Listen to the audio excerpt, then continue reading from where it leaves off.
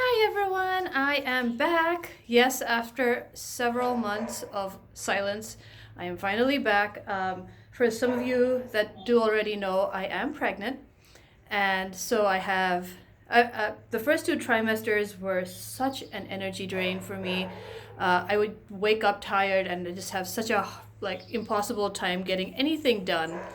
And so now that I'm in my third trimester, things have gotten a lot easier, um, energy wise, and just like getting things done. So I'm hoping to get back on this video taking horse. And, it is spring as well. Today's the 1st of April. So there's a lot going on in our yard that I'm excited to show you guys. So for those of you who are interested, do keep watching. I know that a lot of you are already self quarantining and staying home and away from people during this coronavirus pandemic. It's kind of unbelievable that it's even happening. I know Karthik and I haven't had a quarantine because we are both emergency personnel, so we both have to go to work. So it hasn't really been much of a staycation, but I hope all of you guys are staying home to the best of your abilities. I know it's like torture, but find things to do at home. Do gardening, do baking, and just keep yourselves occupied and stay away from all these public areas. Let's just put all our heads down, and this is a pandemic that's going to pass just like every other. So we just need to listen to our healthcare professionals and the people that know what they're talking about and just do what we're told. All right. So with that, I am going to start with this tour. For those of you who are interested, do keep watching. So a lot of things are coming back to life in our yard. I'm going to start over here with our little shaded area. This place doesn't get a lot of light, but also doesn't get a lot of wind and things like that. So many of these plants actually survived our winter. I had planted a few hellebores, if you see them over here. I have a really dark version of the hellebore. There's another one over here. Um, these I planted in the fall of last year. And these are the only things that gave me blooms through the winter, which was really nice. It was a nice change because everything just kind of dies back. Um, but yeah, they look like leaves, but they're actually flowers. So that was one variety I put in. I forget the names, but here's another one. It's kind of a lighter color, and they're so beautiful. Like they stay in a vase for so long, and they look almost like they're those Instagram flowers that everyone's taking pictures of recently. Um, the other things we have coming up, we had these are like daffodils and hyacinths that were here even before we moved in. And I've tried to dig up these bulbs, but I keep missing some. And just like last year, a few of them still came back this year, which is fine. They smell so great, so I'll take it. Here's another hellebore that I put in last year. But yeah, everything seems to be coming back to life, which is great. Um, I see, even with the lack of watering, seems to be doing okay. Now if we go this way, excuse me. The other thing that has changed that looks a little messy right now is my plan over here to take out all these rocks. So before, when we moved here, we had all these patches filled with, they look like volcanic rock, which is, it looks nice if you don't want to put anything there, but if you do want to plant stuff, those needed to go. So we've been clearing out this mess for the last few months, and I'm hoping to put some soil in and then plant a whole bunch of perennials and annuals this year. So that's something to look forward to. Excuse the big trash can. Let's see. Our um, these guys over here, they're doing pretty well. So these hydrangeas are they unfortunately got cut back a little too hard last spring. Well, I guess last fall. They're the ones that grow on new wood. So they had set out their for new wood in the spring of last year, in the hopes that they would flower on them this year. But unfortunately, our landscapers didn't realize that and they cut them back down. So they're back to producing them again. So I doubt that these one, two, three, four, five of them actually are going to produce any flowers this year. But, hopefully we can not cut them back as hard this fall and get some flowers from them next year. And then we have our blueberry bushes that are doing pretty great. We've got flowers on them, which means blueberries are to come. Let's see what else is going on here. On this side, our Dusty Millers survived the winter. These guys are super hardy. They've just been doing their thing, completely uneventful. The alliums are also coming back to life over here. There's a lot of weeding and things I need to get done, but if you look, they've actually like doubled in plant growth. I had a really small one over here, over there, and over there. And it seems like the number of bulbs has doubled. So we're gonna expect a lot more out of this guy this year. What else do we have going on? I don't know the name of this plant.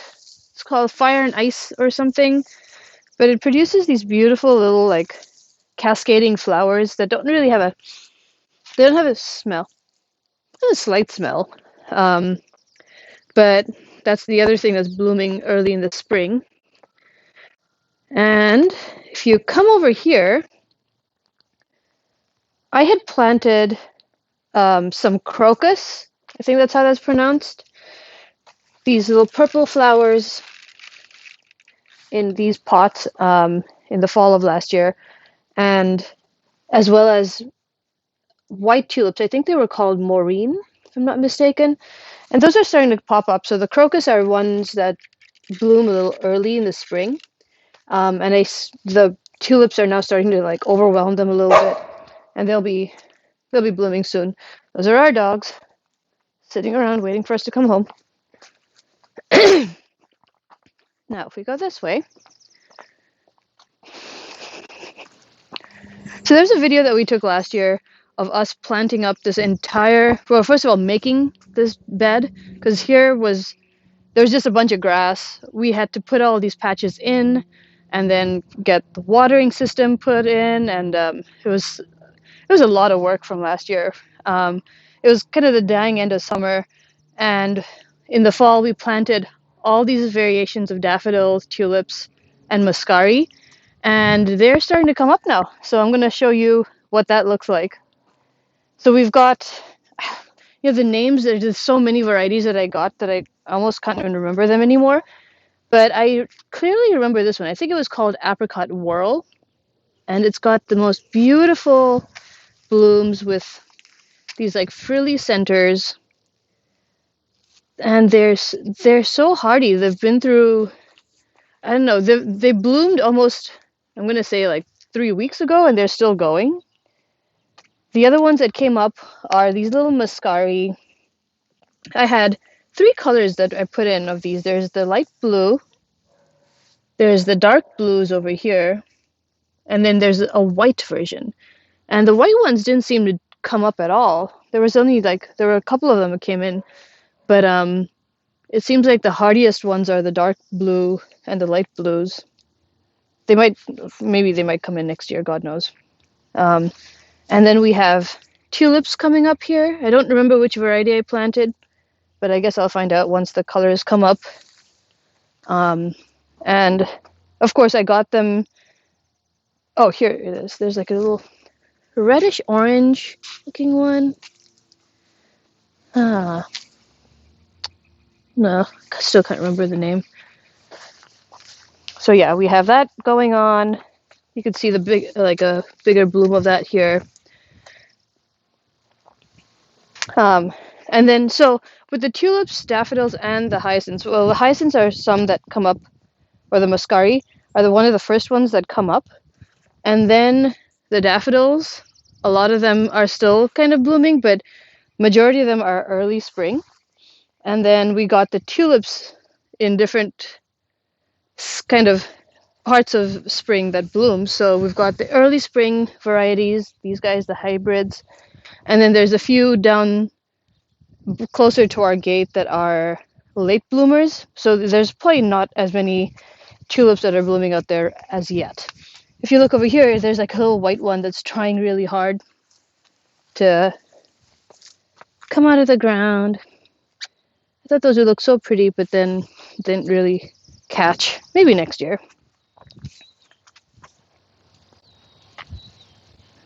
But yeah. Over here we have late blooming daffodils. Still don't know what those would look like. But yeah, this is pretty much all our hard work from the fall of last year. It's been great to see these come up because it was so much work planting. I'm gonna say 100. I don't even know, over 1,000 bulbs. That was a lot of work between Karthik and I. So over here we have daffodils that are the multi-headed type. They're not the single bloom, but like multi-bloom. They are super cute to look at. Look at that. I think this is the only variety that I got that is a multi-bloom variety. And right next to that, I got these parrot tulips. You can see one that's kind of in the midst of blooming. There's one here. I think this is the pink version of the parrot.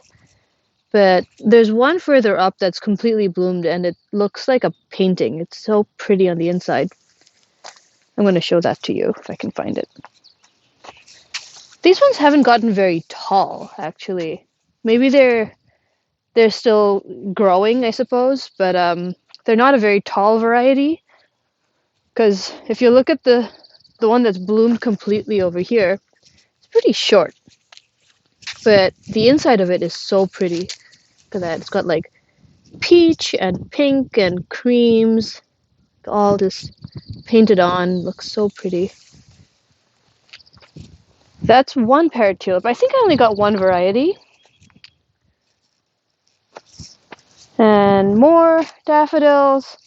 There's like a ton of daffodils, and all of them came up, it looks like. I think I have a hybrid variety of tulip over here.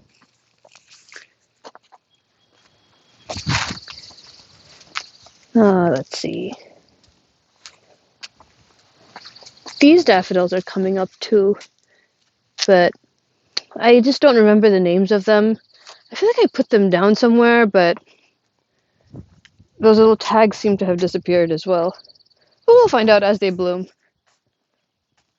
What you're seeing, the mess that you're seeing on the other side is actually, so we have a little stream that goes by our yard.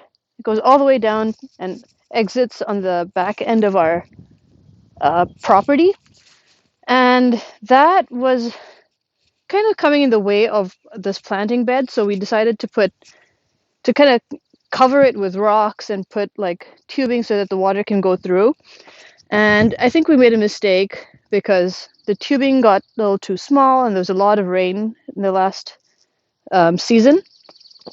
So it ended up cutting through our bed over here.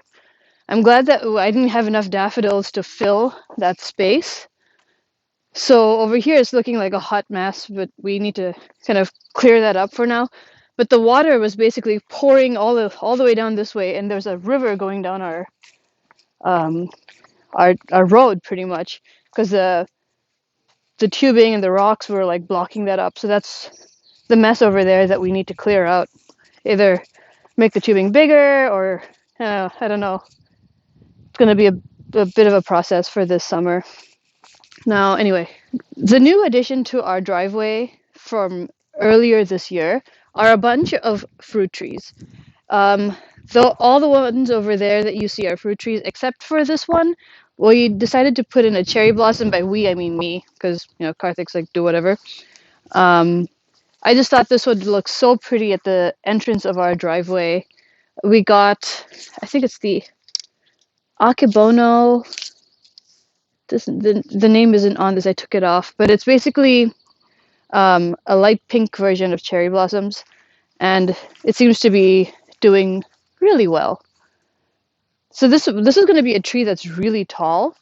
And I was hoping that maybe I could put a bench or something here in the future, because from here we get a really great view of Mount Rainier. It would just be pretty to sit under this and just watch the mountain. Over here, we have a actual cherry tree, and this is a Rainier cherry, so it's one of those cherries that comes out yellow and sweet. Um, they're fantastic in flavor. The moment I saw this one, I knew I had to have it. It is not a self-pollinating kind, so it needed a second cherry tree next to it. I forget, I think it's about 8 feet at a minimum of distance so that they can pollinate each other. And so we got this one over here, which is the yellow cherry. And then, plastic. Over here we have a Stella cherry. And Stella cherries are known to be really good pollinators for all varieties of cherries. Um, the tag is still on here. I'll hide the price, but yeah. Cherry Stella. I don't know why I'm hiding the price. It's about $50. But it seems to be doing well as well. Not blooming quite like the Rainier, but something to keep in mind is that they both need to bloom at about the same time. That's the only way that they would self-pollinate each other. And a Stella, if you guys are ever looking for a cherry tree for a pollinator, is a good one for that. The next one over here is a peach tree. And all of these are early. The cherries come in pretty early in the season, as well as peaches, and as you can tell, like it's got these little flowers coming up. So cute. We're a little worried about all these trees actually, because we got them as bare root versions. So we had to plop them in the ground right away. And hopefully, we didn't waste any time with that. But and then, we planted them and then we had to move them again because of the spacing. So there was a little bit of back and forth with that, and they seem to be okay. That one is a galaxy peach, I think. So they're peaches that come looking like a donut. They're really sweet. I've had them before. Actually, incorrect. That is a different variety of peach. This is my galaxy peach.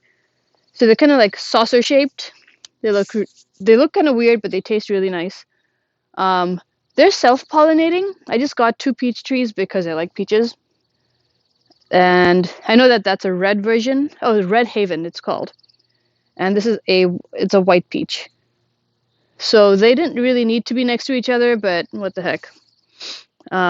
This one seems to be doing really well as well. The next one over here is a Bartlett Pear.